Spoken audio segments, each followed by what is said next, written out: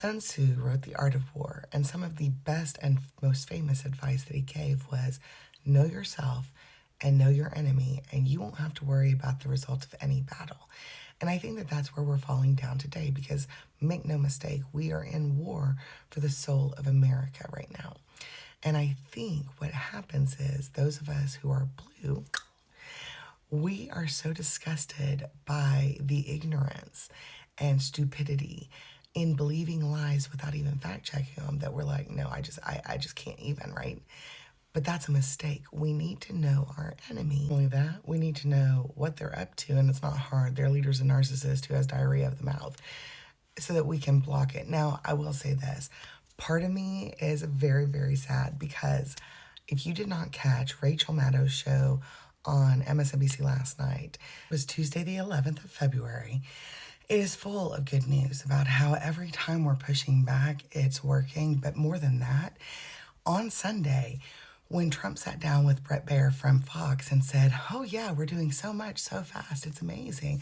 Like, no president in the history of forever has ever done so much in 3 weeks. Well, we found out last night. And I always fact check. I even fact check Rachel Maddow, even though she's pretty much, I mean, I haven't caught her wrong yet, but basically everything he's done so far has been overturned in the court once or twice or now 3 times, this time by an appellate court.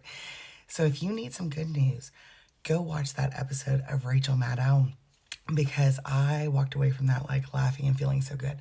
On top of that, I was telling people the other day that we must be towards the end of this shock and awe frenzy because at this point he's down to plastic straws and pennies. And, honestly, not liking paper straws is the only thing I can agree with him on. I try to use paper straws. They're better for the environment, but I hate them. I just do. They don't feel good in my mouth. And I do have sensory issues. So that is the first thing the president's done that I'm like, hell yeah.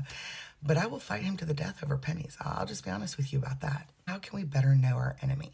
For example, someone on one of my posts, his handle was like small man in southern something. I don't even know. But this small man was like, I watch Fox and Newsmax, and that way I don't get any spin. And I also look at MSNBC and no, that's not possible. Because if you click on this comment from one of my other posts that was left by a friend of mine and go back, you will see that it's very easy to see who is spinning what, and it's not MSNBC usually. It's not CNN usually. Usually, the thing that doesn't belong is Fox. They're the ones that are always different from everyone else because they're all about lies. So, and that's been proven in a court of law. So how do we know our enemies? Number one, I do look at Fox News. It drives me crazy. It makes me angry. I can only look at it for about 7 minutes before my watch will give me an alert that my blood pressure is too high for someone who is sitting still. And then I have to change the channel, okay? I do that. I look at the headlines everywhere, including Fox, because I need to know how Fox is spinning stuff. And I need to know what their next plan is. But on top of that, I found a couple books that will really, really illuminate the opposition for us. Number one, highly recommend The Cult of Trump. It explains how these people got into this cult, how they will get out of this cult, and they are coming out, not in droves, not as fast as we would like, but they are coming out. This is one that you need to read so that you know how to help people when they're ready to come out of that cult. And number two, and if your friends and family are offended by it, I just tell the people that are offended by the title that they're probably in a cult. That offense pretty much proves they're in a cult, right?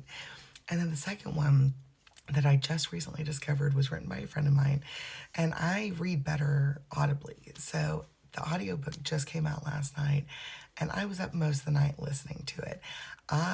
If you are not a Christian, you will not appreciate the scriptural parts. But what you need to understand is that the people voting for fascism believe that they are Christians.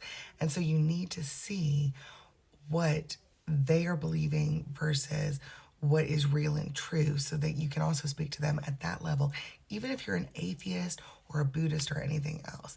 I personally love studying other faiths and beliefs just because it gives me more common ground when I meet a Buddhist or what have you to speak to them and to understand them better. That's how we get to understand each other, is by learning about one another's beliefs, faiths, and cultures. So, number one, your task is to start looking at Fox for as long as you can stand. You can just look at it online. You don't have to like listen to talking heads, and just see how they're spinning stuff. Number two, get you a book, Cult of Trump, or something like it. And number three, get you the book by my friend, Fire in the Hole. It's utterly phenomenal.